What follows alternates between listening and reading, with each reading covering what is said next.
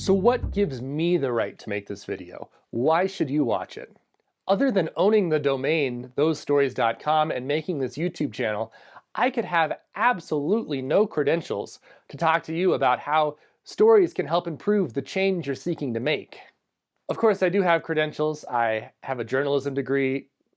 Okay, that might not be a very good credential, but I have worked in journalism, I've worked in storytelling, I've worked in business, and I've thought and read a lot about this. But that credential is probably not enough for some people. Actually, for a lot of people. And I need to be okay with that. Because no matter what I do, there are going to be people questioning me. And I have a huge benefit of the doubt. I am a white guy. I do not have to deal with the skepticism that women and people of color have to deal with.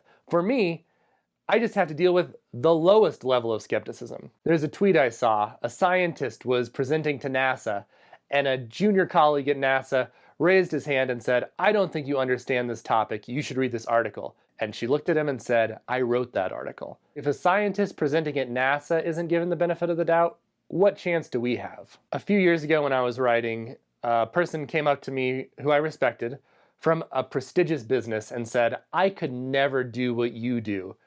And what I was doing was posting on a blog.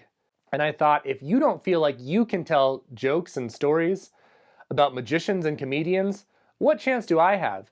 Your credentials are so much stronger than mine, but he still had that doubt. In fact, I think his credential was a weight on him. It was a reason not to take those chances. And let me tell you, writing those stories did not get me a job at this prestigious business. So how should we think about our credentials? Because it needs to be somewhere between just setting up a camera and recording and getting 3 degrees from 3 different Ivy League schools. It really just depends on who your audience is. They're the people that need to trust your credentials. If they don't trust it, no one else is going to. So maybe it's 2 talks at prestigious conferences and that's enough. Maybe it's a PhD, but it really just matters what your audience thinks. Because there will always be people that doubt you despite your credentials, because of your credentials. And we can always doubt ourselves. There will never be enough credentials.